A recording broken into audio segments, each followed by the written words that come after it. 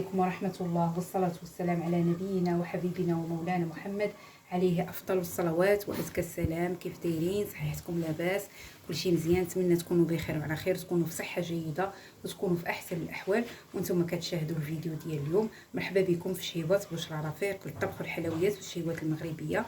مرحبا بالجميع، سواء المشاركين القدام أو المشاركين الجدد، واللي باقي ما اشتركش ما عليه إلا يضغط على زر ابوني وفعل الجرس باش يوصلوا ان شاء الله كل جديد. وما تنسونيش من الدعم ديالكم بلي لايك وبالتعليقات المحفزه والزوينه اللي كتعطيني واحد الشحنه باش نزيد نعطيكم وصفات نبدع فيها، ونحاول يعني نخرج كل ما عندي باش نوصل لكم حويجات اللي هما زوينين وغادي تستافدوا منهم.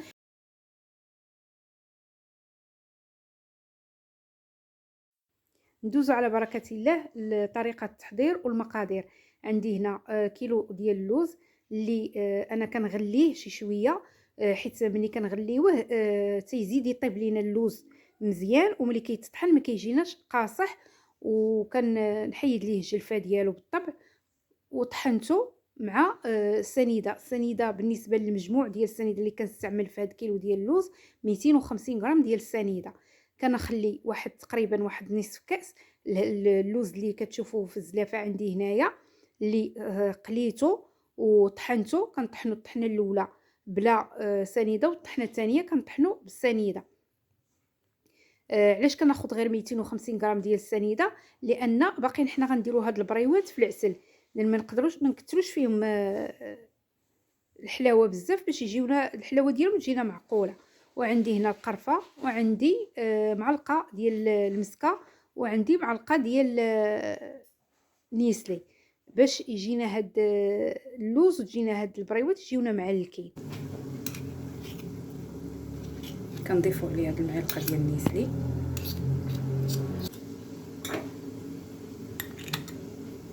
معلقه القرفه، ومعلقه تاع المسكه الحره،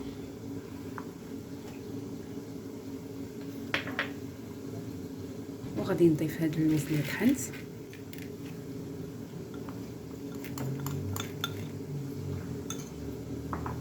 ونبدا نضيف ما زهر شويه بشويه، وانا كندعك فيهم حتى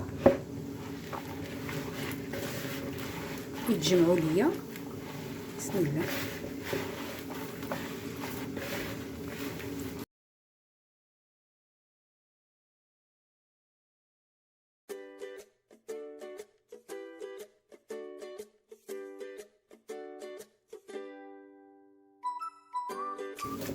نفس الطريقه كنستعملها في كاوكاو.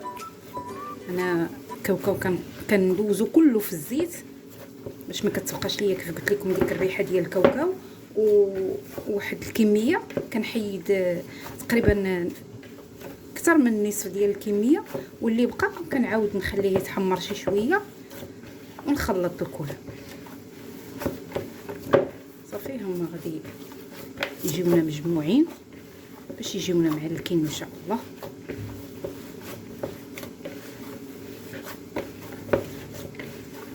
ندلكوهم شويه.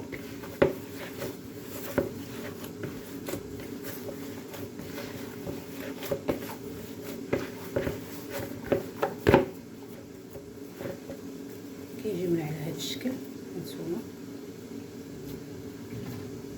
يعني معلكين مجموعين، ما كيعذبوناش في الخدمه، حيت هو اللوز ملي كتقليه شويه كيجي ممحن في الخدمه، ولكن بهذه الطريقه راه كيجي ساهل وكيجي زوين. انا عندي هنايا كاوكاو اللي غادي ناخذو وندير فيه قطيره ديال المزهر ولا الحامض اللي بغيتو ديرهم بجوج، راه بجوج كيعطيو نفس النتيجه. ما كيخليوش لينا ديك الريحه ديال الكاوكاو اللي كتكون شويه مجهده، ما كتبقاش عندنا. وغادي نديرهم فوق البوطه حتى يتغلاو واحد المده ديال 10 دقائق.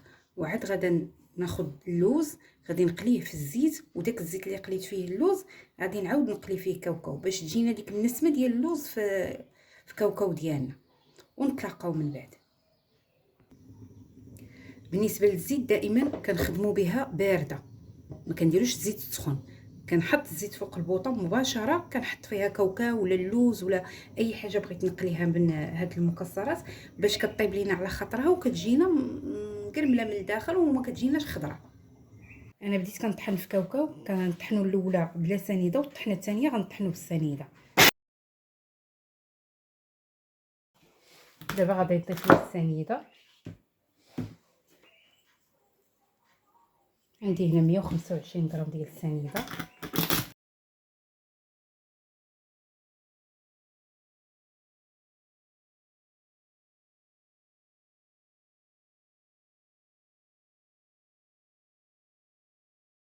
غادي ناخذ كاوكاو هذا اللي طحنت محمر، كنديرو على شكل بخاليني. بالنسبه للوز ما درتش ليه هاد الطريقه لان ما محتاجش، لان اللوز راه غير ديك السنيده كتعلكو لينا، ما كيحتاجش اننا نقلبوا ليه على هذيك التعليكه. اما كاوكاو شويه كيجي صعيب باش يتعلك. انا خديت هاد كاوكاو بقيت كنطحن فيه ودعكته مزيان، عاد غادي نخلطو مع هاد الاخر اللي ما محمرش بزاف، وغادي نضيف عليه حتى هو القرفه والمسكه اللي عندي هنايا اللي خليت من اللوز. وفي بلاصه نيسلي غادي ندير واحد المعلقه ديال العسل.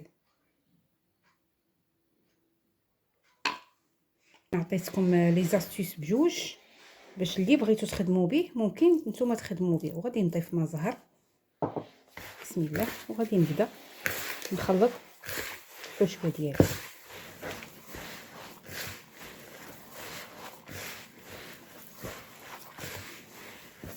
من بعد ما ضفت ما زهر غادي نبدا نخلط وندلك هاد الحشوه. شتي راه واخا ما قليناهش كله راه تقريبا نفس النتيجه كتعطينا بحال الا قليينو كله. من الاحسن حيت ملي كنقليوه ثاني كله ملي كيبدا يتقلى في الزيت بحال اللي كيتحرق وكيجيونا البريوات شويه قاصحين. انا كنت طحت في هذا المشكل ما بقيتش بغيت نعاودو مره اخرى وما نبغيكمش تطيحوا فيه حتى نتوما.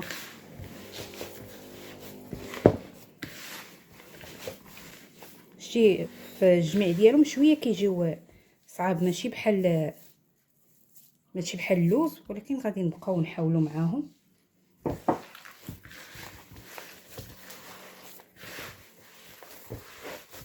انا غادي نستمر وندلك هاد البريوات مزيان حتى نحصل على العقده اللي بغيت، ومن بعد غندوز باش نعمرهم معاكم.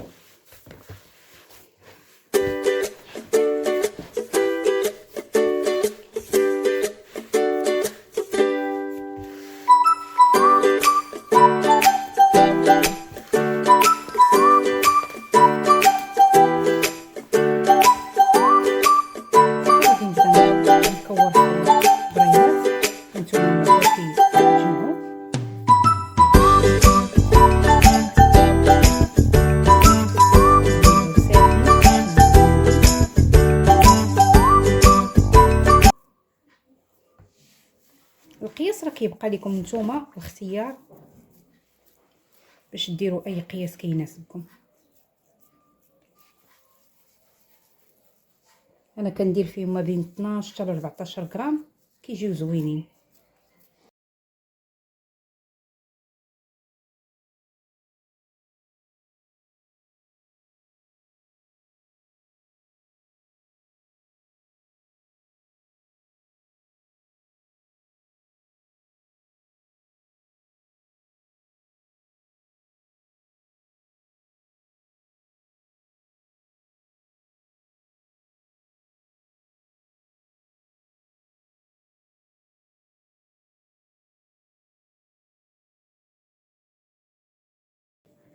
قبل ما ندوز اللوز قبل ما ندوز باش نعمر معكم غادي نوريكم الحشوه ديال اللوز كيفاش جات.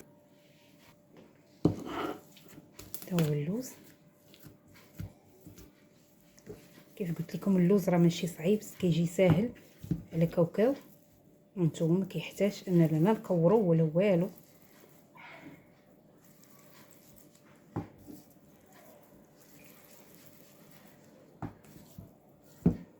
بالعكس كاوكاو شويه فيه شويه ديال الخدمه، ولكن دائما كنقول لكم اي حاجه اعطيوها الخاطر ديالها وعطيوها الوقت ديالها، وان شاء الله راه غادا تنجح معكم. حتى شي حاجه ما كتطلع هكاك بالساهل، ضروري من شويه ديال الصبر وضروري من شويه ديال الخدمه باش نحصلوا على نتيجه زوينه.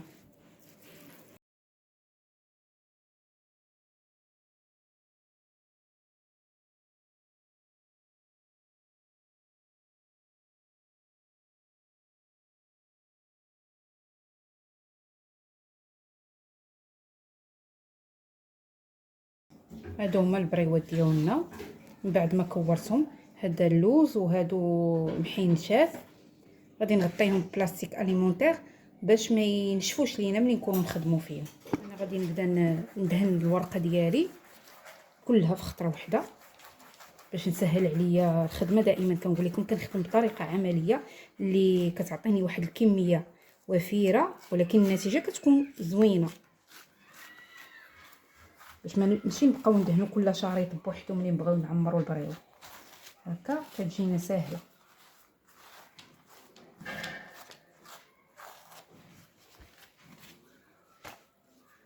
وغادي نحطها حتى هي فوق من هادو، نعاود ندهن الاخرى وغنستمر حتى نكمل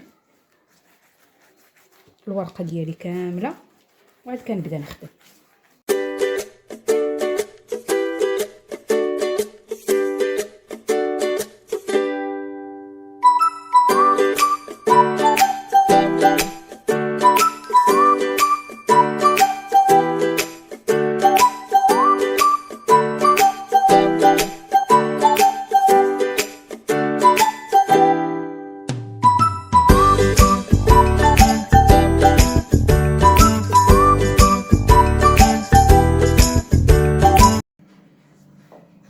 كندير مثلث ونضغط عليها شويه ونتني، وهذه اللي شاطت كنتنيها لتحت ونعاود ثاني نلوي، وهذه ثاني اللي عندي هنا شيطه كنتنيها هكا وكنتني هذه ثاني حتى نكمل كاع الجوانب. كنعرف راسي انني كلهم دخلت ليهم داك القنت لداخل صافي، وكنبقى نتني عادي هكا.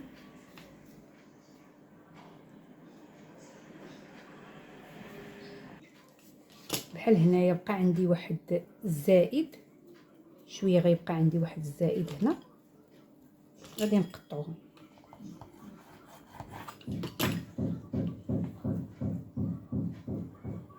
صافي. وغادي نشد هذا نردو عليه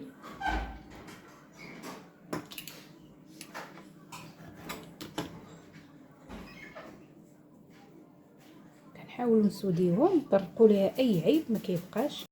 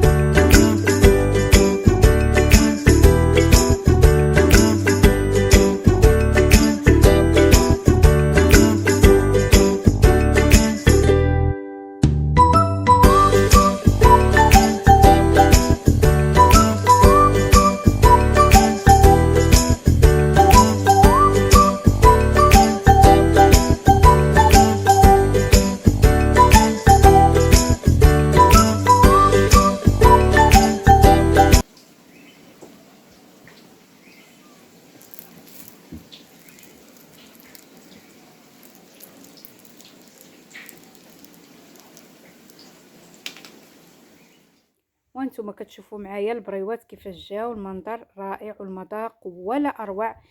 كنتمنى انكم تجربوهم وتفرحوا بهم الوليدات ديالكم، الضيوف ديالكم، يعني شي حاجه اللي ديال تحميره الوجه. محينشات ما قدرتش نشاركهم معاكم باش ما نطولش عليكم الفيديو، ولكن كنوعدكم انني غيكون ليا معاكم فيديو خاص بهم. وما تنسوش تزوروا القناه ديالي وتفعلوا الجرس باش يوصلكم ان شاء الله كل جديد. وما بقى ليا الا نقول لكم شكرا شكرا شكرا بزاف على الدعم ديالكم، ونتلاقاو ان شاء الله في فيديو جديد في وصفه جديده. في امان الله.